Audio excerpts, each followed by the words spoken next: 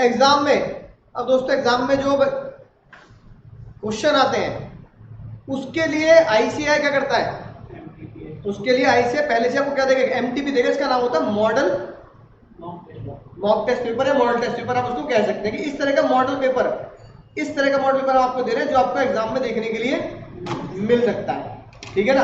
अगर हम इसकी एनालिसिस करें तो आपने एक चीज गौर फरमाई होगी, तो मॉक टेस्ट पर अगर हम देखें, पहले एनालिसिस करते हैं फिर इसको समझते हैं ना, राइट।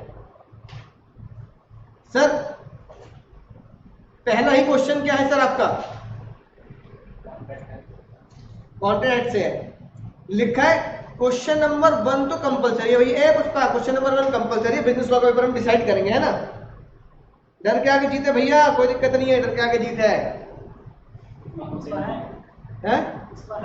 पता नहीं पुष्पा है कि नहीं, पुष्पा नहीं आया अभी, तो डर के आगे जीते भैया, है ना। जिंदगी में कोई भी इम्तिहान ऐसा ना हो जिसमें डर न लगता हो, चाहे आज भी मैं दूं या मैं ना दूं, ठीक है ना, राइट। डर तो हमको लगता है, चाहे इंपॉर्टेंट एग्जाम हो चाहे कच्चा बच्चों का बीकॉम टाइप का एग्जाम हो, डर तो भैया रहता है, इसमें कोई दिक्कत वाली बात नहीं है।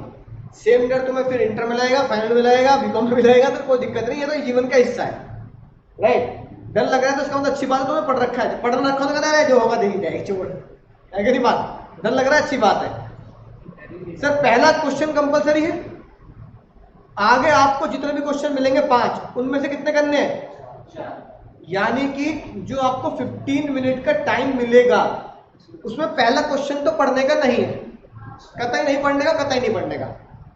फिर क्या करना है, पहले 15 मिनट भगवान का जाप ना, हनुमान चालीसा पढ़नी है ना, हनुमान चालीसा भी ना पढ़नी, पहले 15 मिनट में आपको ये 5 क्वेश्चन पढ़ने हैं, और 15 ही मिनट में एक झलक से पता लग जाएगा आपको।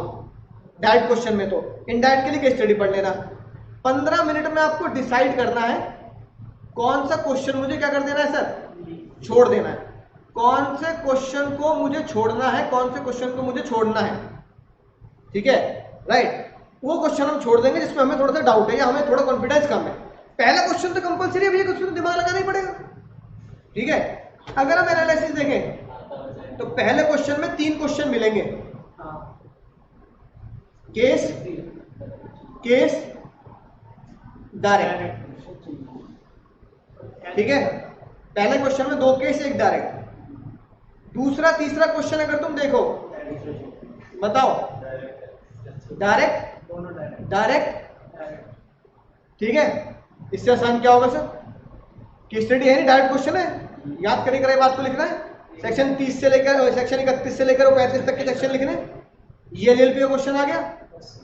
तीसरा क्वेश्चन अगर आप देखेंगे, डायरेक्ट केस, यानी अब तक 3 क्वेश्चन हो चुके, 3 क्वेश्चन में हमें 3 ही केस स्टडी मिली है, बाकी डायरेक्ट है। कितनी बात समझ आ गई सर। चौथे पे आओ, डायरेक्ट केस मान लो, चलो यानी 4 केस हो गए, है ना। केस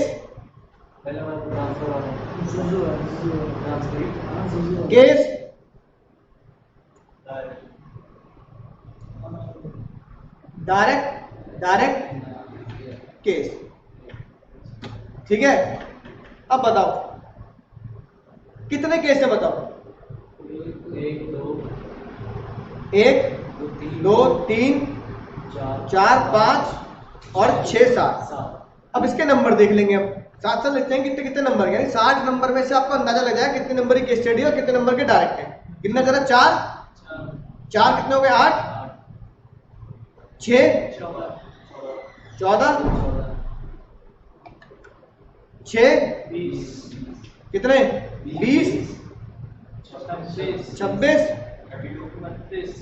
और 3 29, यानी कि 60 में से मोटा मोटी 29 केस, यानी हमें एक बात समझ में आ गई सर, 60 में से 50% लाने में कोई दिक्कत नहीं है, 50% केस हो गए और 50% डायरेक्ट, 35 हो गए। हाँ तो कोई बात नहीं, चॉइस में भी तो आ गया, 50-50 मान लेना मोटा मोटी। अब तुम्हें खुद चॉइस कर लेनी है भैया कि मुझे कौन सा क्वेश्चन छोड़ना है, कौन सा क्वेश्चन पकड़ना है, ठीक है ना, वो चॉइस कर लेंगे। पहले पहला क्वेश्चन कर लेते हैं, हर बच्चा अपनी तरफ से पहले कुछ क्वेश्चन को छोड़ेगा, कुछ क्वेश्चन को लिखेगा। अब केस स्टडी आई है, ठीक है, तो केस स्टडी का जो तरीका वो मैंने तुम्हें बताया, वो भी थोड़ा सा लिख के देख लेंगे। पहला केस स्टडी पढ़ते हैं सर। पहले सुनना मुन्ना, मैं कभी भी क्वेश्चन को पढ़ूंगा और मुझे पहला क्वेश्चन कंपलसरी करना है, तो मैं अगर कंपलसरी क्वेश्चन करूंगा, सबसे पहले मैं केस स्टडी के क्वेश्चन में पहुंच जाऊंगा। Explain whether Murali would get compensation for which he filed a suit. यानी कि इस क्वेश्चन को पढ़ के अभी तक ये पता नहीं लगा मुझे कि ये सोगा से क्वेश्चन है या कंपनी से या कॉन्ट्रैक्ट से है, मतलब मुझे अभी एक्ट का पता नहीं लगा। लेकिन दूसरा क्वेश्चन जो है वो उसमें साफ पता लग रहा है ओपीसी, यानी वो मुझे पता लग गया कंपनीज एक्ट से है। और तीसरा क्वेश्चन मुझे क्या पता लग रहा है, वारंटी, यानी ये पता लग गया सोगा से। यानी कंपलसरी क्वेश्चन में कंपनी एक्ट है और ये शोगा। पहला क्वेश्चन मुझे पढ़ना पड़ेगा जो 4 मार्क्स में है, पढ़ के देख लेते सर। कंपनसेशन मिलेगा नहीं मिलेगा, शायद तुम पढ़ते ही क्या पहचान जाओ, केस पहचान सकते हो। केस का नाम भी तुम मुझे पता यकीन है तुम्हें याद होगा भैया, मैं यकीन करता हूं। मनाली जा रहे भैया, अब सुनो। ए पुष्पा, एक डिट्टो कहानी सुनाई है मैंने तुम्हें, वाइफ, और मैंने क्लास में शब्द भी बोले, वो झंझनाटी भी डरावनी खतरनाक रात, बरसाती रात, याद आया? हवाएं चल रही थी, पत्ते इधर उधर उड़ते, बीवी की डर के हमारी तबीयत खराब हो गई है कि नहीं बात, सर्दी लग गई, 20 बच्चों को सर्दी लग गई और मैंने तुम्हारे ऊपर बैठे, हम गए कहाँ, मनाली घूमने। रास्ते में क्या हुआ, गाड़ी खराब हो गई। ड्राइवर क्या बोल रहा है, भैया मैंने सुना है ड्राइवर, हाँ दोस्त बोल रहा है भाई ड्राइवर के पैर उल्टे हैं, जैसे भूल-भुलैया 2 में उल्टे निकल रही थी पैर। भूल-भुलैया 2 देखिए ना देखी भैया, भूल-भुलैया 2 में वो बोलता है हीरो, भूल-भुलैया भैया उसमें बोलता है डोनाल्ड ट्रम्प के ट्वीट और चुड़ैल के पैर उल्टे होते हैं, वो तभी उल्टे कर लेती है, तब वो चुड़ैल होती है उसमें उल्टे कर लेती है। किसी ने बोल दिया तुम्हें भैया क्या ड्राइवर के पैर कहाँ हो रहे हैं भैया, उल्टे हो रहे हैं, तुम्हारी तबीयत खराब हो गई, ये वही केस है। केस का नाम बता सकते हो? बहुत बढ़िया बात, केस का नाम है sir Hobbs versus London SE. मैं पहली करता, मुझे तुम पे पूरा कॉन्फिडेंस है, तुम्हें केस का नाम भी याद होगा। केस का नाम भी याद नहीं है, ये हॉब्स वाले केस है, Hobbs versus London SE railway company, यानी रेलवे का केस था, याद आ गया। रेलवे ने एक स्टेशन पहले उतार दिया जिसकी वजह से उसकी वाइफ की तबीयत खराब हो गई, रेलवे ने जो धोखा दिया उसका पैसा मिलेगा, वाइफ की बीमार हुई मेडिकल का पैसा मिलेगा क्या? आंसर तो पता है, आंसर तो पता है ना तुम्हें, रिमोट डैमेज। बस धारा कौन सी थी, 73 में तो लिखी है बातें, है कि नहीं बात? बोलो सर, ए ऑनलाइन पुष्पा लोग बोलो जल्दी, समझ गए सर? सर 73 हमारे नोट्स का आखिरी चैप्टर कॉन्ट्रैक्ट का ये केस था, अंधेरी रातों की कहानी थी, 73 में था सर। आता तो है, तुम्हें दिक्कत क्या है? तुम खामोखा डर रहे हो, खामोखा कॉन्फिडेंस लूज कर रहे हो। केस स्टडी तुम्हें आती, डायरेक्ट क्वेश्चन में तो कोई दिक्कत ही नहीं है। डायरेक्ट क्वेश्चन में तो भैया हेडिंग के जो तुम्हें कोड लिखवा रखे हैं, चल राम प्यारी, कंट्री कंसिडरेशन लो प्रदेश में, ऐसी बातें तुम्हें लिखवा रखे, पॉन्ड वाइट, भैया वो तो डायरेक्ट भी लिख सकते हो तुम। अब कुछ तो बना के भी लिख सकते हैं। हाँ कुछ तो यार, कुछ तो अपनी लैंग्वेज यूज करेंगे। अब हम ऑथर थोड़ी जो किताब लिख देंगे पूरी, कुछ तो लिख सकते हैं, कोई बुराई नहीं है, लेकिन कीवर्ड हमारे वो होने चाहिए। अब पहले मैं आंसर कैसे लिखूंगा? आंसर हमेशा कॉपी के शीट के मिडिल में लिखना है ना। आंसर नंबर 1 का पार्ट नंबर, और यहां मैंने लिखा आंसर नंबर ए, इसे हाईलाइट कर देना अच्छे से। 2 आंसर के बीच में गैप होना चाहिए। जब बी लिखूंगा तो कम से कम एक पेज, अगर एक पेज में काम कर रहा हूं तो कम से कम 4 लाइन का गैप रखूंगा। मतलब अगर एग्जामिनर बिल्कुल चुंदा भी हो ना, दिखता भी ना हो उसे, बाबू भैया की तरह देवा है कि नहीं बात, मतलब बेचारा ऐसे करके देखता हो कतई, तो भी उसे पता लग जाए कि भैया पहले का आंसर दूसरे आंसर के बीच में क्या है, गैप है।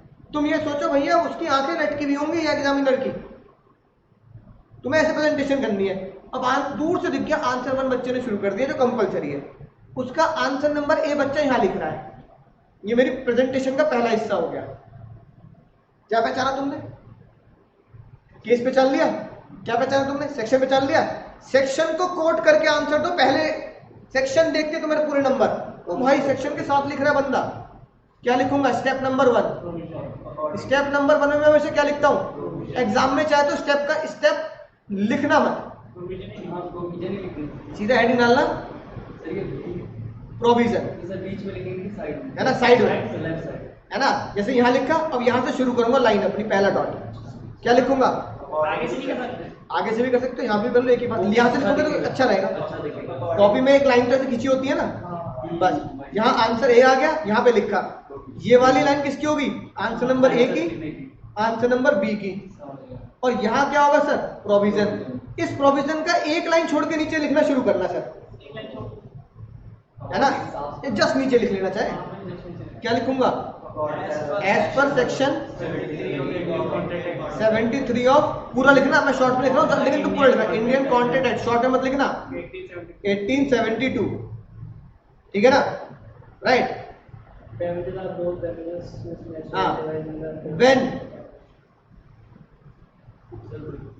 when agreed party, या कह दो party who suffered the loss due to breach of contract, है ना, राइट। एक्चुअल ब्रीच ब्रैकेट में लिखना चाहे, वेदर एक्चुअल ब्रीच और एंटीसिपेटरी ब्रीच, ठीक है, कॉमा लगाएंगे, ठीक है ना। When party who suffered the loss of the breach of contract, क्या करेगा? उस पार्टी को क्या मिलेगा? Such party can sue for, है ना, damages which is naturally arise in course of business, है ना, ठीक है ना। फिर डैमेज मिलते हैं, लेकिन हाउएवर क्या लिखेंगे? Compensation will not be given for remote damages, है ना, रिमोट डैमेज, और इसे कह सकते हैं इनडायरेक्ट लॉस, है ना, indirect loss due to breach. ये मेरा पहला पैराग्राफ, पहले प्रोविजन का पहला पॉइंट हो गया, ठीक है। अब देखो, मैंने भले ही कुछ अपनी लैंग्वेज डाली, पर कुछ तो लीगल लैंग्वेज डाली। लीगल लैंग्वेज क्या हो गई? ये लीगल लैंग्वेज हो गई, है ना, ये लीगल लैंग्वेज हो गई। Naturally arise in the course of business, ये लीगल लैंग्वेज हो गई, है ना। रिमोट डैमेजेस इलीगल है। इतने भाई कुछ तो आगे पीछे अपनी लैंग्वेज में लिख सकता है, ऐसा नहीं कि बिल्कुल ही कहते मैं कॉपी थोड़ी चिपका दूंगा भाई, इतना रट्टेबाज तो मैं हूं नहीं। अगर हो इतने रट्टेबाज तो बहुत बढ़िया बात है। फिर इसी में क्या लिखूंगा? इसी में एज पर डिसाइडेड केस, हाँ इसी में लिख दो, as per decided case of Hobbs versus London AC railway वाला नाम लिख दिया, है कि नहीं बात? क्या डिसाइड हुआ? It was decided that no compensation for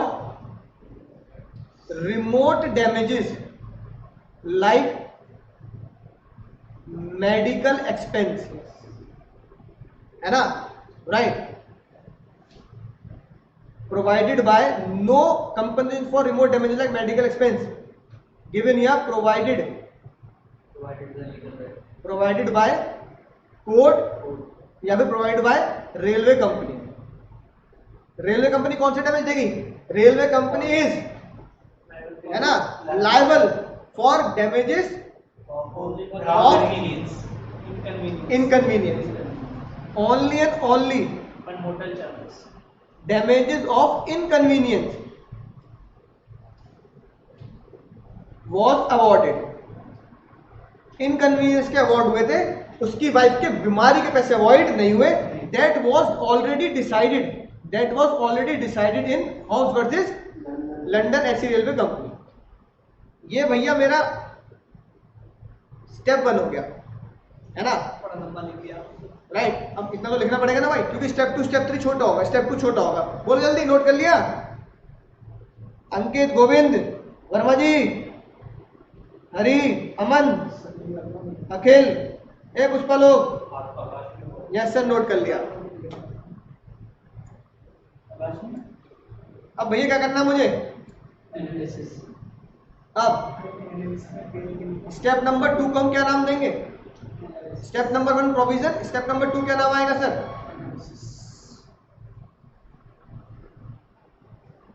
analysis की हेडिंग डाली, पहला एरो बनाया।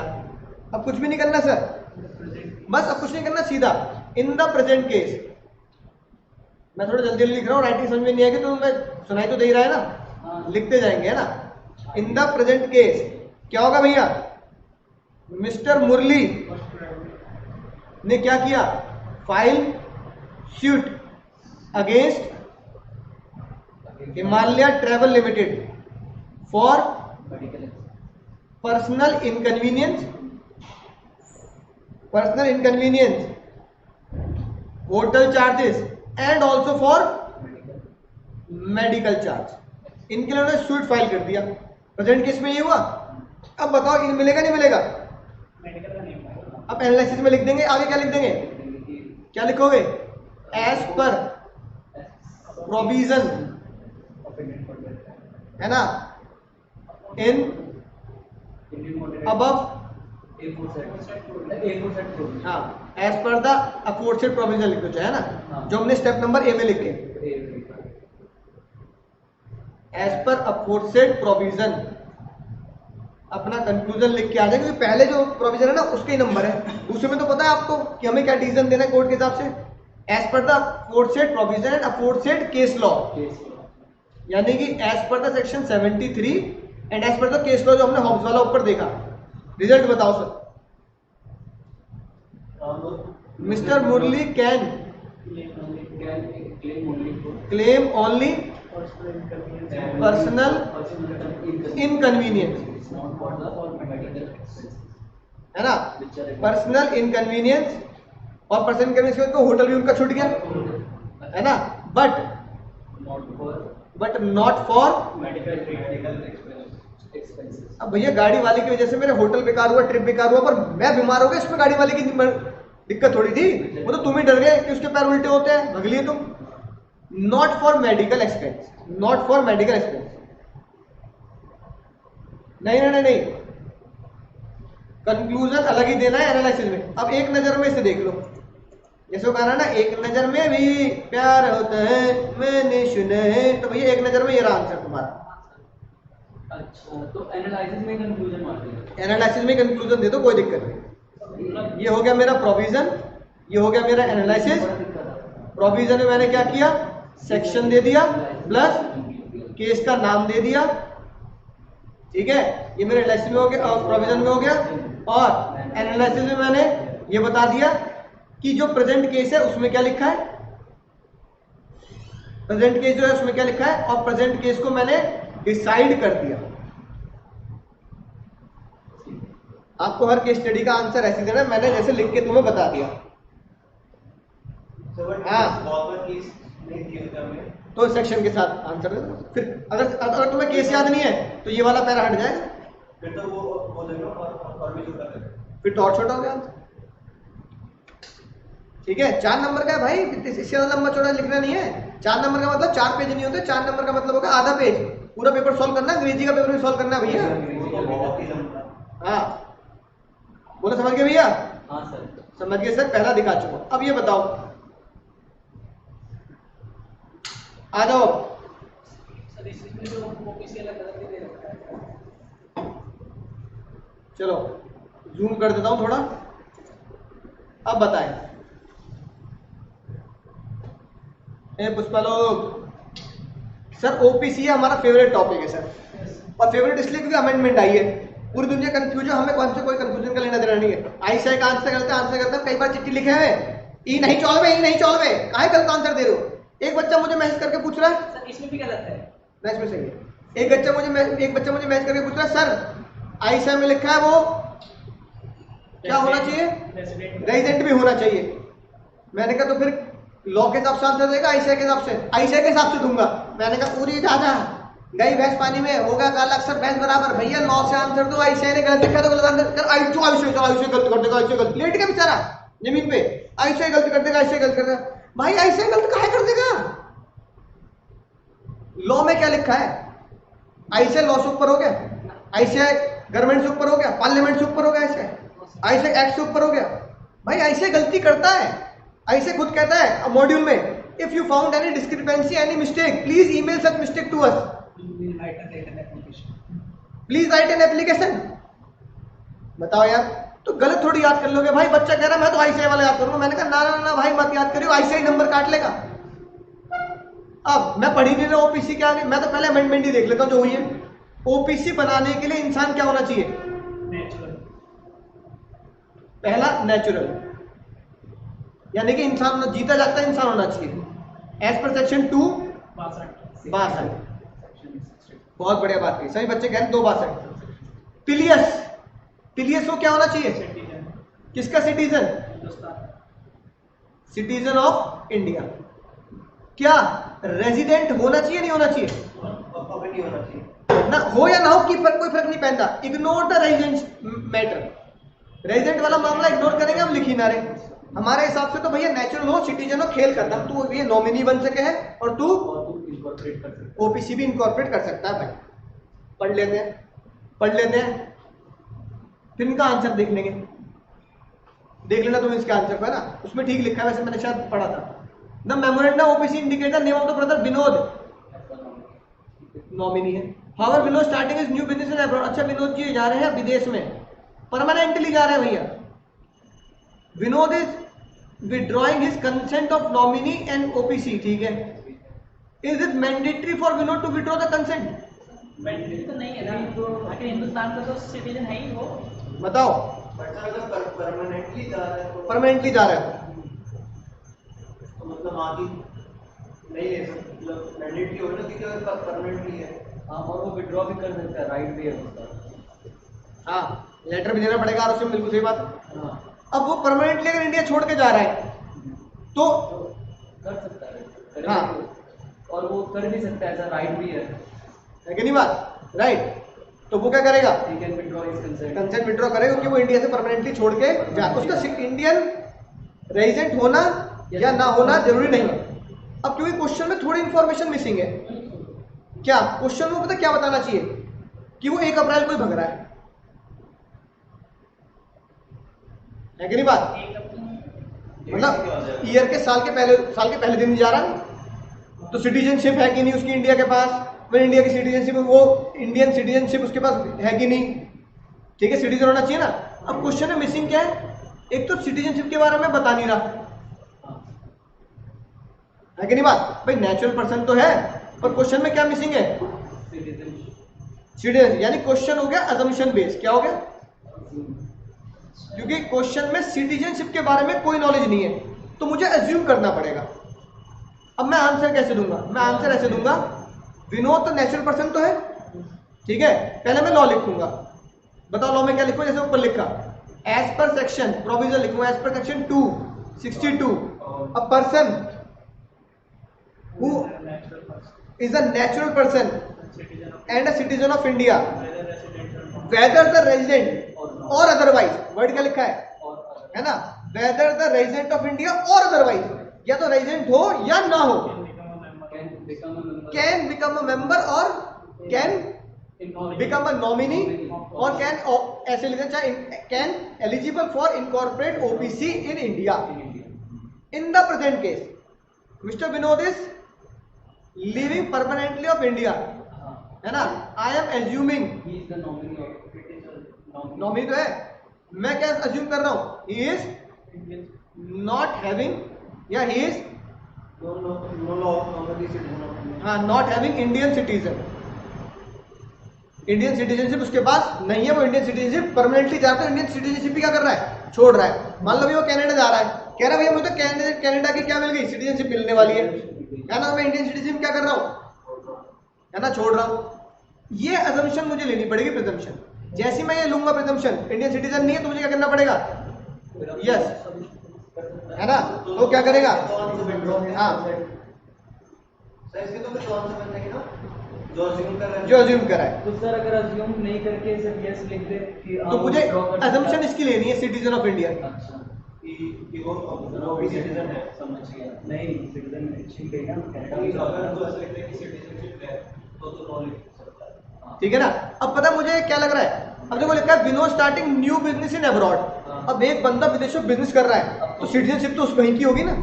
भैया एक बताओ, मैं वहां जाके बिजनेस शुरू कर दूं तो बिजनेस शुरू करना किसी कंट्री में बहुत बड़ी बात होती है, और एक से ज्यादा ओबीसी कॉर्पोरेट भी नहीं कर सकते हैं। है कि नहीं बात? राइट। और वो परमानेंटली भी जा रहा है, तो इस बेस पर मैंने ये assumption ले ली, he is not having Indian citizenship. तो क्वेश्चन में क्या मिसिंग है बेटा? सिटीजनशिप। हाँ, नीचे नोट लिख देंगे अज्यूम, ये बीच में लिख देना इट इज अज्यूमिंग, ये लिख देना it is assuming that is not having Indian citizenship as it is going to do business outside India. दूसरा क्वेश्चन तो हमने विड्रॉ करवा ली, इस बेस पर सिटीजनशिप नहीं है। दूसरा अब उसके जो रोहन है, रोहन कह रहा है कोई बात नहीं, 17 साल के अपने बालक को नॉमिनी बनाता हूं। भाई विनोद तू तो चला जा, बालक को बना लेगा, क्या लिखोगे? Rohan can not be a nominee because minor shell become the nominee, minor shall not become the nominee, He can only advocate for benefit. he can only advocate na, right? Rohan cannot make his 17-year-old son as a nominee in OBC as no minor shall become the nominee or member of OBC or can hold beneficial interest. हाँ, वही चीज। ये वही चीज लिखी है, यानी कि सिंपल आंसर है, बहुत सिंपल आंसर है, सिर्फ assumption बेस्ड हो गया आंसर। मुझे क्या assumption लेनी है? कि वो सिटीजनशिप उसकी कि वो सिटीजनशिप उसकी इंडिया की नहीं है क्योंकि वो विदेश में बिजनेस कर रहा है। जाहिर सी बात है विदेश में कर रहा है तो वही की सिटीजनशिप होगी। तीसरा बताओ, इससे टुच्चा क्वेश्चन क्या होगा? हाँ, When breach of condition treated as breach of warranty. Section 13 सोगा का सही है। बिल्कुल सही सेक्शन पहचाना सर, सोगा का सेक्शन 13, उसमें 4 पॉइंट लिखे थे, 4 पॉइंट लिखे थे, शॉर्ट में लिख के बता रहा हूं। पहला क्या था? पहले का कीवर्ड था all together waive the performance. दूसरा क्या था? Treat the breach of condition as a breach of warranty. तीसरा क्या था? अगर हमारा वो पिज्जा वाला बहुत सी मिलेगा, आधा खा गया, पार्ट ऑफ द कर सकते हैं आइदर पार्ट और हाँ। और चौथा, जब लॉ या गवर्नमेंट ने वेव कर दी कि भैया आज के बाद इसको क्या मानना है तुम्हें, वारंटी मानो। एग्रीकल्चर का एग्जांपल दिया था फार्मर वाला, क्या एग्जांपल दिया था बताओ? कि मतलब वो एक फिक्स रेट पे बेच सकते हैं तो वो लॉ की अथॉरिटी है। हाँ, लॉ कह रहा है कि भैया अगर फार्मर इतने बेच रहा है तो उससे हम धोखा नहीं मानेंगे, उसे हम ब्रीच नहीं मानेंगे, उसे वारंटी से डैमेजेस लेना किसानों के लिए, ठीक है ना? यानी कि टुच्चा क्वेश्चन था सर। क्वेश्चन नंबर कंपलसरी हमारा हो गया। अब सेकंड ऑप्शनल है 2, 3 और 4, 5, 6 इन चारों में से आपको चूज करना है सर। सेकंड भैया इजी है, कंटीजेंट कॉन्ट्रैक्ट। कॉन्ट्रैक्ट तो हो जाएगा, कंटीजेंट कॉन्ट्रैक्ट हो जाएगा। रूल्स 7 नंबर में है भाई, बहुत बड़ा सही दे दिए। बिल्कुल सही है, 7 नंबर में ही होना चाहिए। पहले तो बताओ क्या एक्सप्लेन करूंगा? Contingent contract section as per section 31 लिखते ही और आगे के सेक्शन लिखते 2 नंबर 1-2 नंबर पक्के हो जाते हैं। डेफिनेशन थोड़ी याद करनी पड़ेगी। Contingent contract is the contract which Contract to do or not to do. Contract to do और not to do something depend upon If some event has event collateral to. such contract. Collateral word सबसे important है, collateral word एक ऐसा contract जो कुछ करने या कुछ ना करने का होता है, डिपेंड होता है एक इवेंट उसके इवेंट के ऊपर। Which does for याद आया गाना सुना था, अगर तुम मिल जाओ जमाना छोड़ दो। जमाना कब छोड़ेंगे? मिल जाएगा। तुम्हारी मेरी जीवन में वेजिंग नहीं है, कंटीजेंसी है। अगर नेट चल रहा होगा, लाइट आ रही होगी तो मैं पढ़ाऊंगा। कॉन्ट्रैक्ट किसका हुआ? पढ़ाने का। डिपेंड किस पे हो गया? लाइट के आने पर।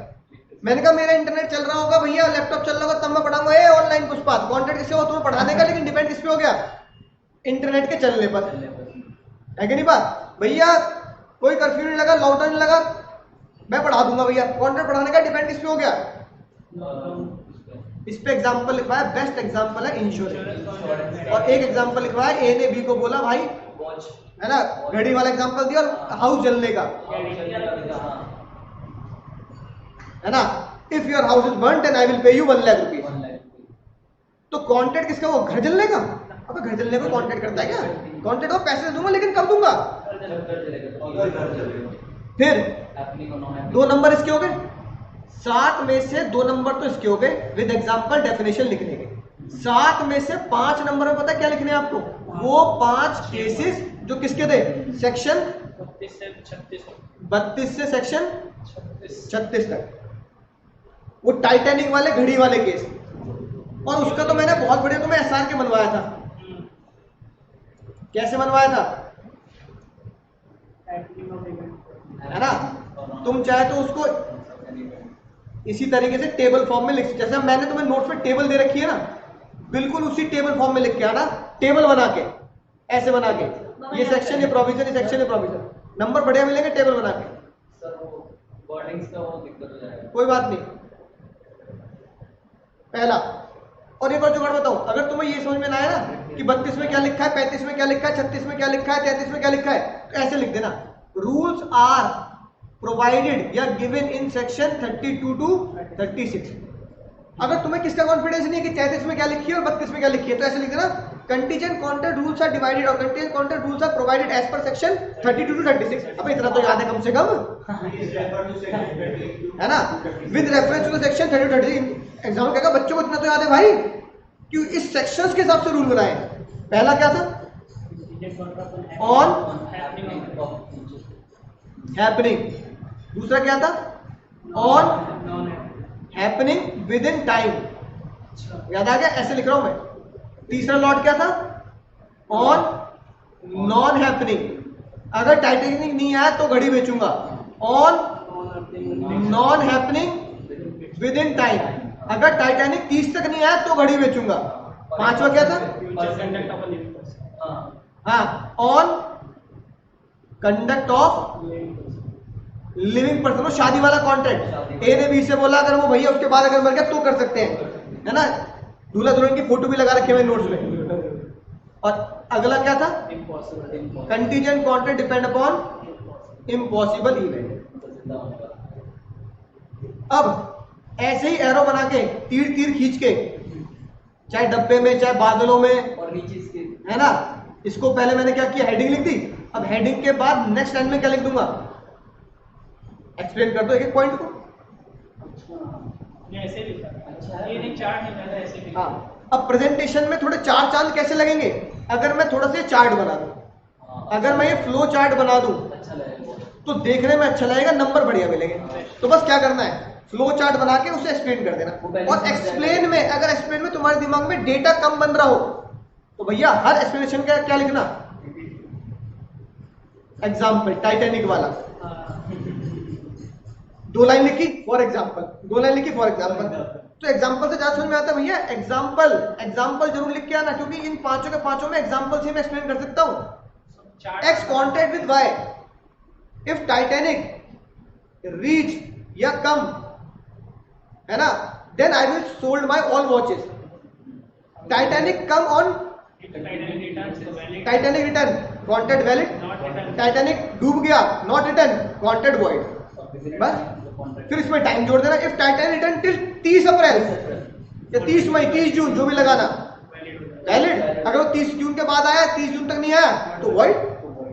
तो भैया सबसे पहले इंपॉर्टेंट चीज, जो क्वेश्चन 6 मार्क्स में, 7 मार्क्स में, 5 मार्क्स में है, उसमें हेडिंग का फ्लो चार्ट जरूर बनाए, हेडिंग का फ्लो चार्ट जरूर बनाए, हेडिंग का फ्लो चार्ट जरूर जरूर बनाए, मस्ट बनाए। हालांकि 1 मिनट एक्स्ट्रा लगेगा, ज्यादा 2 मिनट लग जाएंगे लाइनें खींचने में, पर नंबर मिलेंगे। और अगर तुम्हारे पास सेक्शन के अंदर कंटेंट की कमी है तो एग्जाम्पल पेल देना भैया, एग्जाम्पल पेल देना बिना किसी टेंशन के। सर हो गया कंटीजेंट कॉन्ट्रैक्ट, समझे कैसे प्रेजेंट करना है? अगला आते हैं सर, बताइए। LLP, benefit to company on one hand and flexibility and participation other, discuss. तो भैया पहला ही कॉन्सेप्ट है हाइब्रिड कॉन्सेप्ट। क्या था हाइब्रिड कॉन्सेप्ट में बताओ?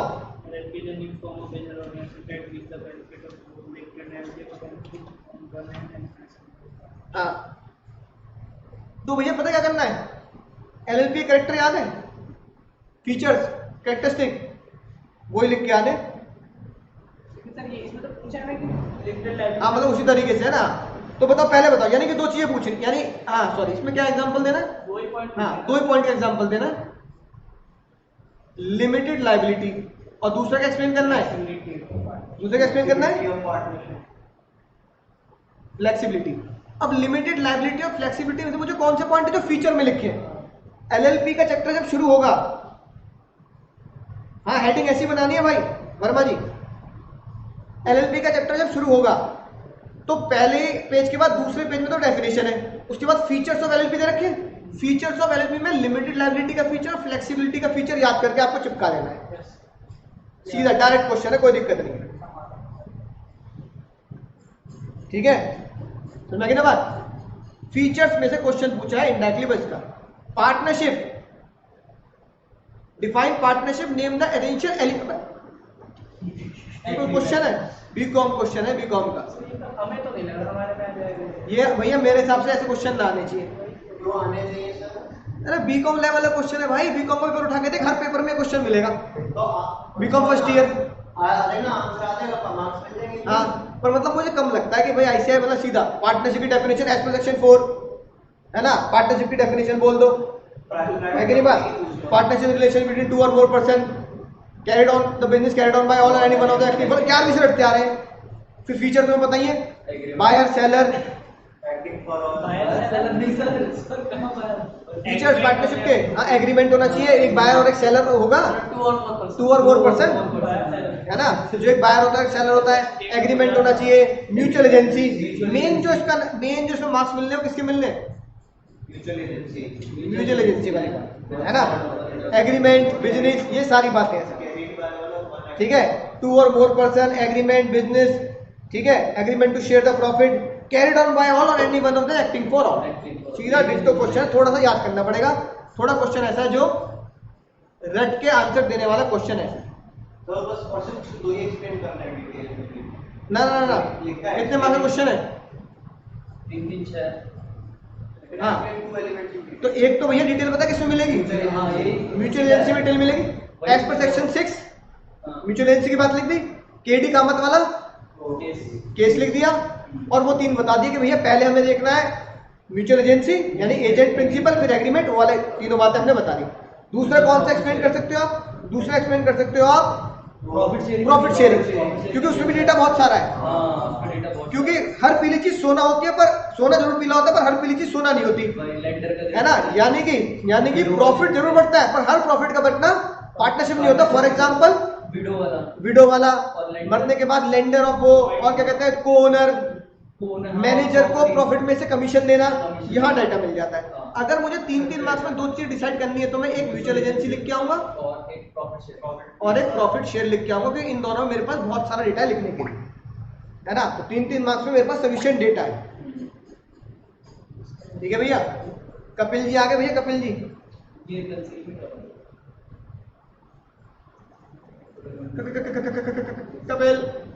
कपिल जल्दी सुनो, जल्दी बताओ भैया। यहाँ तो साफ बोल दिया, Kapil was eligible for fraud, बस फ्रॉड की बात है नहीं, सेक्शन 17 सेक्शन हो जाएगा। सेक्शन 17 है। मुझे तब पता लग गया मेरे दिमाग में क्या घूमना चाहिए। 17 की डेफिनेशन, एक्टिव कंसीलमेंट, ये वो situation expect which is not true by the person who does not believe it to be true. उसके बाद आया था साइलेंस अमाउंट्स टू फ्रॉड, याद आया? एक खतरनाक फोटो बननी थी गुड़िया की जिससे मैं तुम्हें डराया करता था। और अगर साइलेंस अमाउंट टू फ्रॉड पे क्वेश्चन तो उसमें बहुत अच्छा एक केस था, कौन सा? हाँ नहीं एक वो नहीं जो घोड़े वाला था, पेंट हाउस नहीं, वो कहते हैं घोड़ा क्या कहते हैं, अभी आपका बहरा हो चुका है, वो मैं खरीदूंगा, रिलेशनशिप में बेचा था। हाँ उसके भांजे ने बेच दिया उसे। फिडुशियरी रिलेशनशिप में वो बोला है। हाँ है कि नहीं बात?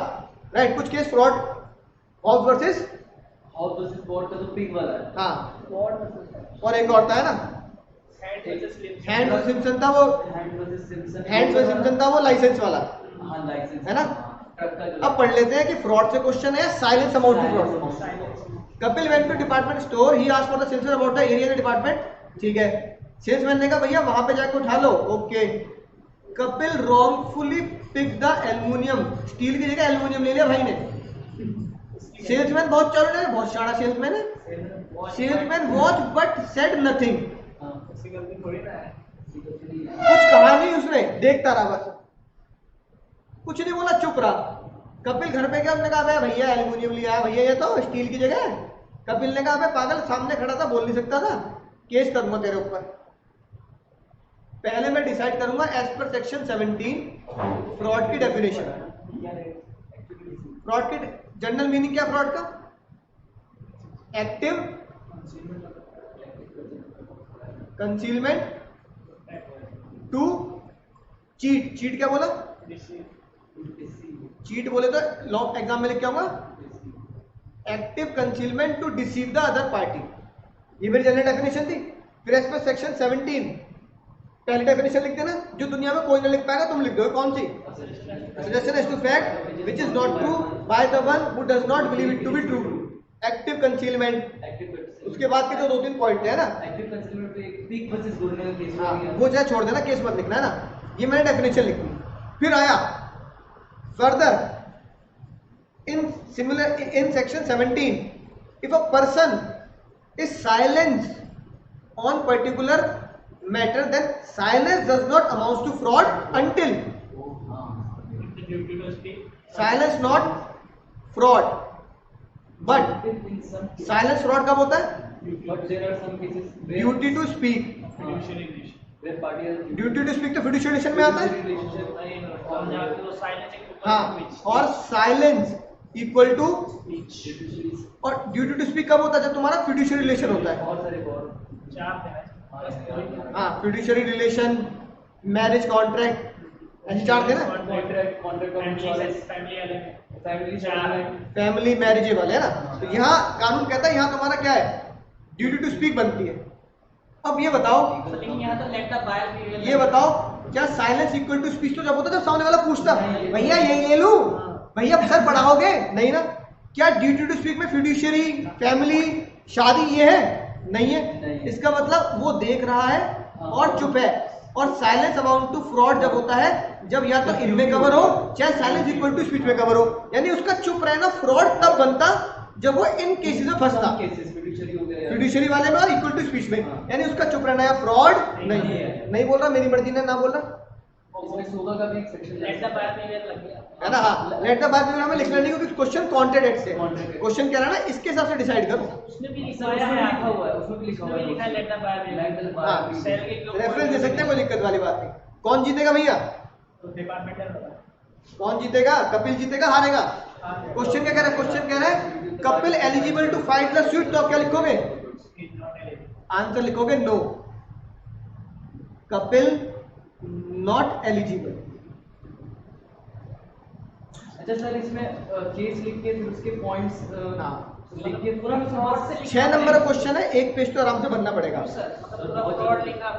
फ्रॉड लिखा, साइलेंस लिखा, साइलेंस में फिड्यूशियरी वाले में 2-3 केस लिखे, ड्यूटी टू स्पीक में एलिमेंट्स नहीं लिखने ना। नहीं, फ्रॉड के एलिमेंट मत लिखना। डेफिनेशन लिख दी, 4 पॉइंट डेफिनेशन के लिख दिए। इक्विवेलेंट टू स्पीच पे पहुंच, साइलेंस पे पहुंच गए। साइलेंस में लिखा duty to speak, duty to speak के 4 पॉइंट लिख दिए। साइलेंस में लिखा इक्विवेलेंट टू स्पीच, उसके पॉइंट लिख दिए। कोई केस लॉ याद तो केस लॉ कोट कर दे, केस लॉ का एक्सप्लेन मत करना, ठीक है? और फिर अपने इस पे आ जाना, मुद्दे पे खेल खत्म। बिल्कुल जैसा ऊपर वाला क्वेश्चन नंबर 1 में सिखाया, बिल्कुल ऐसे लिख के आना, प्रोविजन प्रेजेंट। फिर भैया बताओ, इससे आसान क्वेश्चन होगा क्या?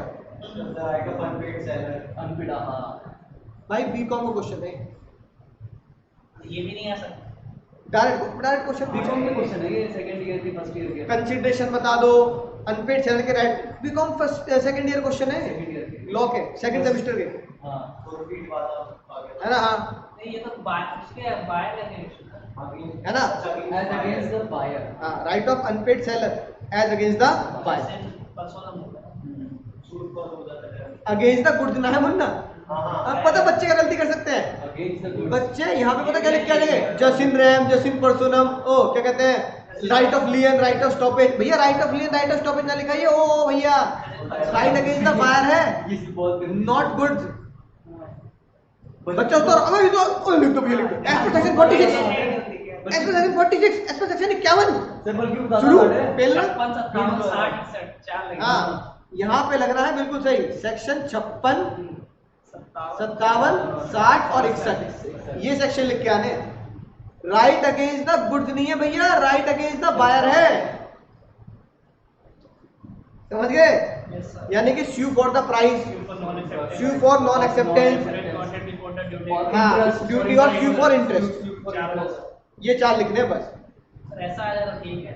46 नहीं संदीप वर्मा जी 46 नहीं लिखना इसमें 46 बल्कि का- 46 right ज्यादा on hard है, end- sir. right on end भी तो 47 हाँ भाई 46 ये- का। ये 46 47 मत लिख के आ जाना 51 51 मत लिख के आ जाना बल्कि गुड्स वाला ही आएगा शायद वो ज्यादा- अगला सर चौथे क्वेश्चन का पहला डायरेक्ट क्वेश्चन हो गया अगला mister M is one of the 4 partner बताओ 6 करोड़ Zuzu वाला।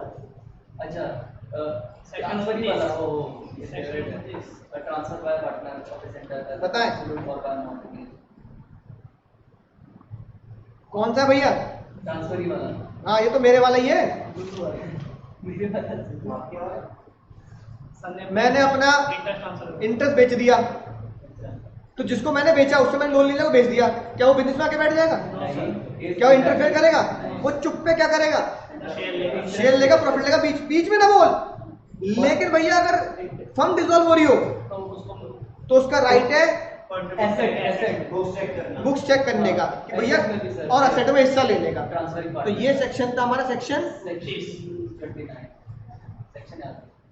सेक्शन याद ना हो, कोई बात नहीं लगता पार्टनरशिप में एग्जैक्ट सेक्शन याद होना मुश्किल पर समझ गए ना क्या है भैया Z is unable to pay the due to him so he want to sell the share in the firm तो 29 से आपको डिसाइड करना है ठीक है 29 में जो भी एक दो पॉइंट दे रखे हैं ना पहले लॉ लिख देना प्रोविजन फिर बता देना सर 29 का मिस्टर एम क्या लिख सकते हैं क्या सर ट्रांसफर कर सकते ट्रांसफर कर सकता है वो तो इंटेंजिबल एसेट जैसा है कर सकता है कुछ भी बेच mister M can transfer the interest yes sir yes section 29 ये तो कहता है भाई तुझे अगर पैसे की जरूरत है तो अपना गिरवी रख दे तो सामान लोन ले ले अपना इंटरेस्ट दे दे पैसा वहां जाता रहेगा क्या दिक्कत है What would be the right of the transferee in case he want to retire from the firm after a period of 6 months? क्या होगा भैया? Against the remaining partners assets Asset का contribution ले लेगा? हाँ। Share in asset of transferring partner पहला right क्या होगा उसका भैया? पहला राइट होगा Receive to receive the share of profit receive share share in the assets of the firm. हां रिटायरमेंट का जो इसका हिस्सा है वो होगा और दूसरा राइट क्या होगा? हां इंस्पेक्ट द बुक्स ऑफ बताओ। इन केस ऑफ डिसोल्यूशन ना डिसोल्यूशन और नहीं छोड़ के जा रहा तो भी तो करेगा। हां अच्छा cease to be a partner हाँ है ना he is entitled to account for the dissolution के टाइम पे for dissolution from the date of dissolution तो 6 करोड़ तक का उसे तो आंसर क्या लिखोगे yes yes mister M on retirement of mister M mister Z can entitle to receive value of M share up to 6 crore rupees उसका 6 करोड़ होगा क्या उसको? अगर हुआ तो 6 करोड़ नहीं हुआ तो जितना मिल जाएगा उतना मिल जाएगा शेयर अगर दिया रहेगा तो हमें तो पता नहीं है ना हमें तो कहते हैं कि हमें तो हमारे साथ तो 10 करोड़ का होगा भैया तो 6 करोड़ तू ले लियो बाकी कहते हैं एम ले लेगा 5 पे आ जाओ भैया इसमें से एक क्वेश्चन तुम छोड़ भी सकते हो अगर तुम्हें सेक्शन 29 ये बातें याद ना आ रही हो तो चौथा छोड़ देना 5 पे आ जाना सेकंड छोड़ दिया सेकंड तो आसान था थर्ड वाला छोड़ दे 5 बताओ 5 उसमें तो वो लगेगा क्या बोलते हैं बोनाफाइड फिर से विनोद आ गए सेल बाय नॉन देखो Sohan sell the goods of Vinod which were already lying in the possession even after sale अच्छा ये वॉशिंग मशीन वाला ऑलरेडी सूट वॉशिंग मशीन वाला वॉशिंग मशीन क्या था मोबाइल वाला जो मैंने तुम्हें बताया ऑलरेडी सूट पर continue possession of that already sold था को लालच में बेच दिया था ये सेक्शन 30 सबसेक्शन वाले क्या हां वही नेमोडेट क्वेट नेमोडेट क्वेट नॉन है कोई एक्सेप्शन पहले हम सेक्शन 27 डिसाइड करेंगे और लैटिन भाषा लिख के आएंगे नेमोडेट क्वेट नॉन हैबिट फिर उसको क्या लिखेंगे एक्सेप्शन एक्सेप्शन एक ही लिखना है सारे लिख ले हाँ। एक्सेप्शन सेज दैट उसमें सारे no one can transfer what he does not himself possess का एक्सेप्शन है। मतलब एक का बड़ा एक्सप्लेन कर दिया, प्रैक्टिस से मैंने सारे डाल दिए। ठीक है, अब इसका एक्सेप्शन होगा कौन सा? The person who already sold the goods having possession thereof, person who already sold the goods having possession thereof, person already sold the goods having possession thereof. ठीक है ना? फिर इसमें लिख के आएंगे क्या? सेलर के बाद पोजीशन है, सेल के बाद, ठीक है ना? The seller sell the goods already sold to the new buyer, new buyer Bholu था, न्यू बायर क्या था? यहाँ पे न्यू बायर कौन है? And does not notice of the previous. क्या लिखा है? Vikram has no knowledge that Sohan is not the owner of goods. तो न्यू बायर क्या हो गया? न्यू बायर भोलू के एग्जाम में क्या लिखेंगे? Good faith. then he receive a good title against the goods. तो बताओ गुड्स किसके होंगे? हाँ, A good title against the goods. Goods किसके हो गए? Goods बोलू के नहीं, बोलू के गुड्स हो गए विक्रम के, जो कि नाम है ना? Exception of section 27। भाई ये लिखना, earlier a good title. ये मैंने लॉ डिसाइड कर दिया। फिर क्या लिखूंगा? In the given question Sohan has already sold the goods to Vinod, हाँ, है ना? But delivery of the goods is pending. In between Sohan has the possession of goods. and he is entitled to sell. Now Sohan sold the goods to the Vikram with a new buyer. Vikram is buyer in good faith and also no knowledge that Sohan no longer owner of the goods. And he is entitled to sell to the other party and the other party. Right. तो good title आ जाएगा उसका.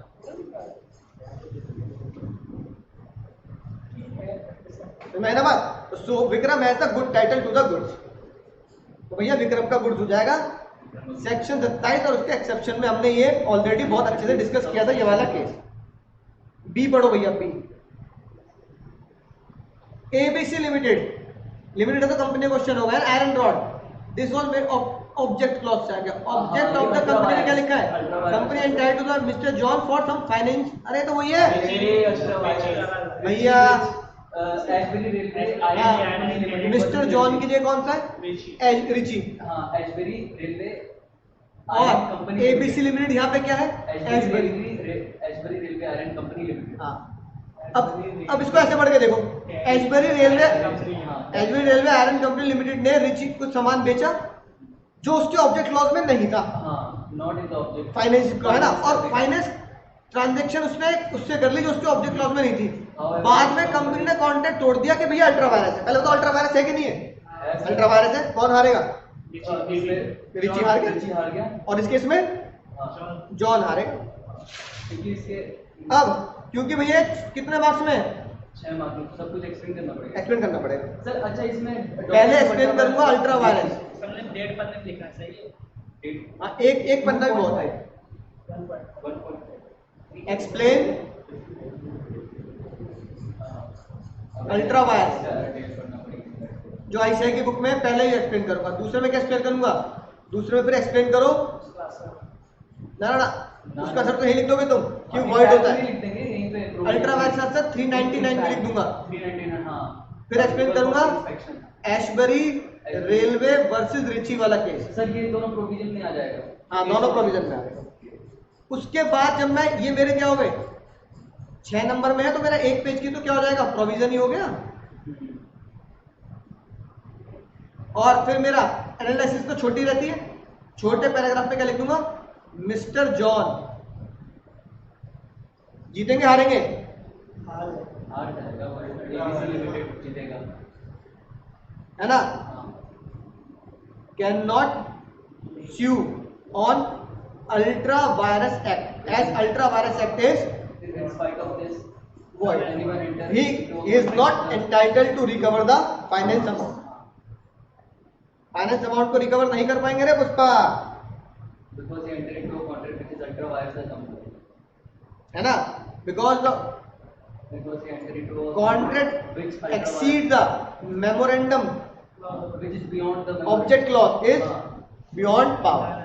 Loan वाले director के example मैंने तुम्हें बहुत समझाया, Bob the builder वाला एग्जांपल वगैरह तुम्हें समझाया। ठीक है, Experience super बनेगी। अब आते हैं भैया आखिरी क्वेश्चन पर, आखिरी क्या? छठा।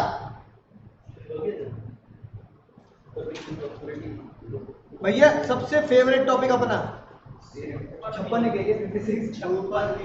56 याद आ गया? ये तो याद भी कराया था अब तक 56। वो जानता रहो लाइक हाँ।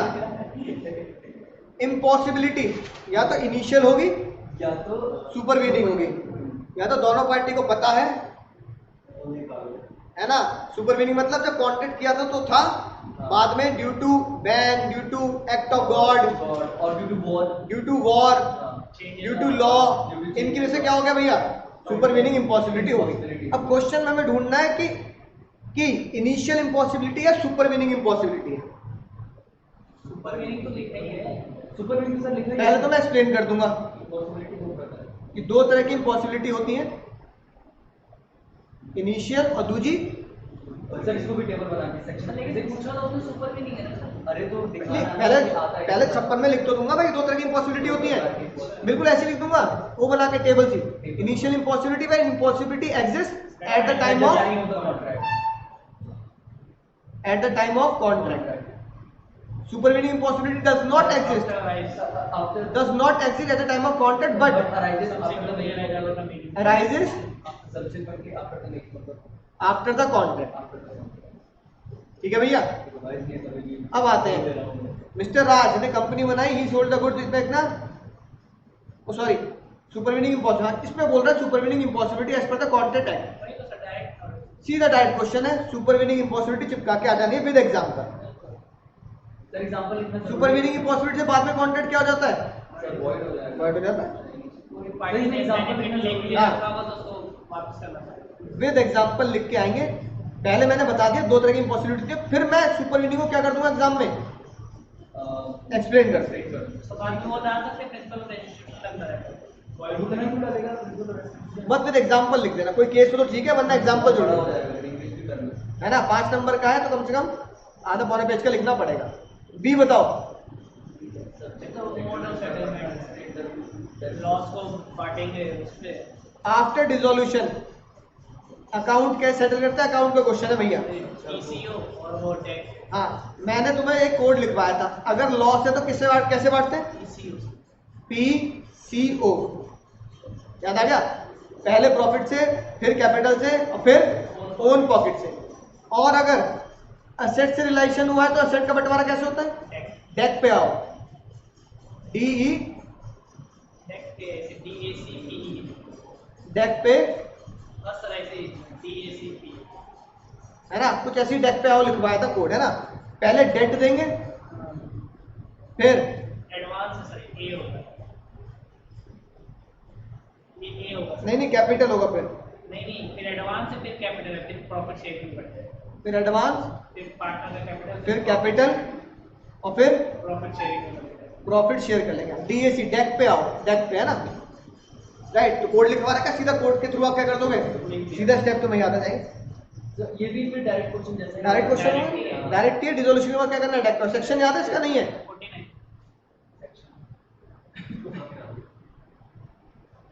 धारा 49, धारा 49, ठीक है भैया, ऐसे आंसर देंगे। अब आते हैं आखिरी मुद्दे पर।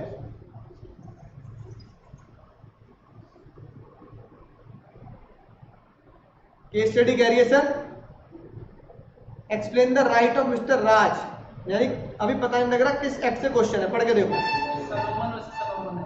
अरे हाँ ये सलोमन भाई साहब नाम बदल दिए हैं, मजाक कर दिया, मजाक।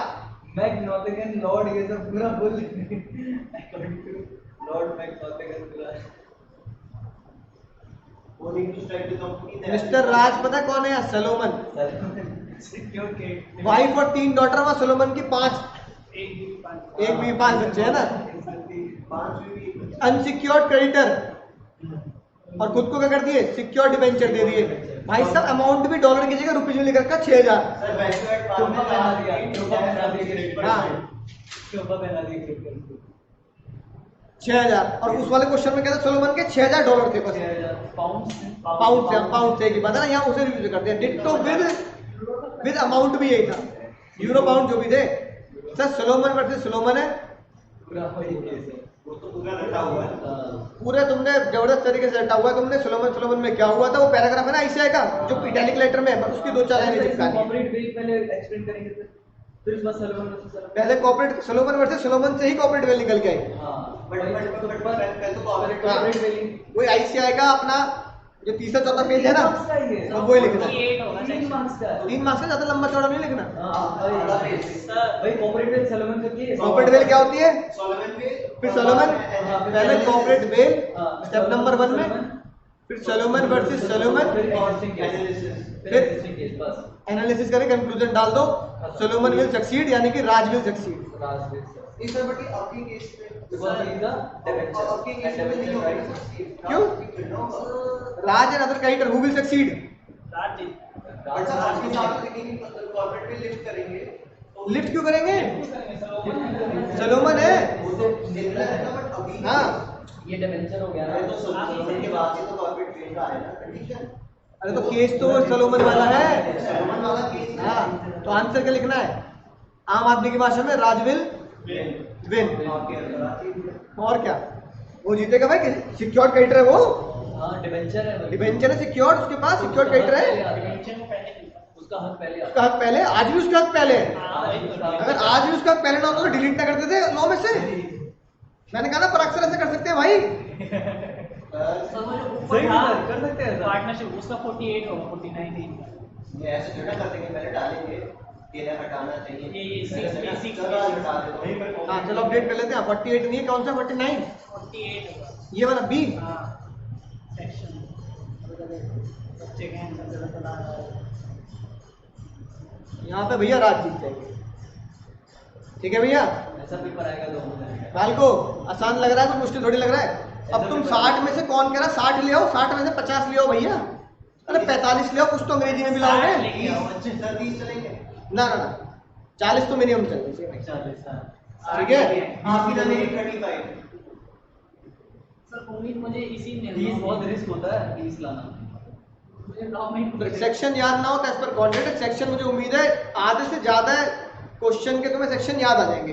हाँ, सर आधे से ज्यादा नहीं, मैं मुझे उम्मीद है 70% तक तुम्हें सेक्शन याद आ जाएंगे। हाँ, मान लो चलो इसका, नहीं आता। मान लो इसका 48 याद नहीं ये आया, नहीं आ रहा है। ठीक है, पर सोलोमन वर्सेस सोलोमन तो याद आ जाएगा, हाँ ये याद आ जाएगा। है कि नहीं बात? रेलवे वाला याद आ जाएगा, 73 याद आ जाएगा, ठीक है। एसबी रेलवे याद नहीं आ जाएगा, फिर उसके बाद ट्रांसफर का 29 एसबी रेलवे याद नहीं हो गया, अब तक 56 याद नहीं हो जाएगा, है कि नहीं बात? और ट्रांसफर वाला चलो मान लो ट्रांसफरी वाला याद नहीं आया, याद आ जाएगा है ना, मान लो नहीं आया, तो भाई तुमने शुरू के अगर सेक्शन लिख दिए तो इससे बड़ी बात क्या होगी? वो आगे देखी गई नहीं। ठीक है, फिर उसके बाद तो भैया बस एक ही चीज ध्यान रखनी है, एक ही चीज है ना, वो पूरी लगा कि मेरी बात एक बात ध्यान रखना भाई साहब, मेरी भाई बात ध्यान रखना। जंगल का राजा शेर अपनी काबिलियत से होता है, जंगल में चुनाव नहीं होता। शेर कितना बूढ़ा हो जाए वो फांसी का। हाँ, शेर कितना बूढ़ा हो जाए कभी घास नहीं खाता। अगर घास खानी है, ठीक है, तो मेहनत मत करो, फिर तो बीकॉम के बाद घास ही खानी है। और अगर शेर की तरह हमेशा घास नहीं खानी भैया, चाहे जंगल के हालात कितने बुरे हो जाएं, तो शेर की तरह लड़ना तो पड़ेगा। शेर बूढ़ा भी हो जाए तब भी घास नहीं खाता, शिकार तो करता ही है। और एक बात ध्यान रखना, मैं क्यों कह रहा हूँ जंगल में चुनाव नहीं होते, क्योंकि आईसीआई में चुनाव नहीं होते। आईसीआई तुम्हारा नाम लिख के ड्रॉ निकाल के चुनाव नहीं करेगा, इसको डिग्री दे दे, इसको डिग्री दे, इसको डिग्री दे। भैया डिग्री छीननी पड़ेगी आईसीआई से, छीननी पड़ेगी, क्योंकि जंगल में काबिलियत। अब काबिलियत पता किससे है? अब चाहे रिजल्ट 20% आए, 100 में से 20 पास है, तो उन 100 में से 20 में काबिल होके आना है। तो डिग्री भैया चॉइस पे नहीं मिलने वाली, डिग्री काबिलियत पे मिलने वाली है, क्योंकि जंगल का राजा शेर काबिलियत से होता है, उसे चुनते ना है लोग वोटिंग करके। ठीक है, तो कंप्यूटर लॉ में वोटिंग का कॉन्सेप्ट है, लेकिन जंगल में वोटिंग का कॉन्सेप्ट नहीं है। तो भैया ये जंगल है, आईसीआईसी ये जंगल है, होल्डिंग कंपनी। हाँ, यहाँ से भैया तुम्हें चुरानी पड़ेगी डिग्री मेहनत करके। ठीक है, तो चलो मिलेंगे अगली वीडियो में, तब तक tata bye bye, see you, take care.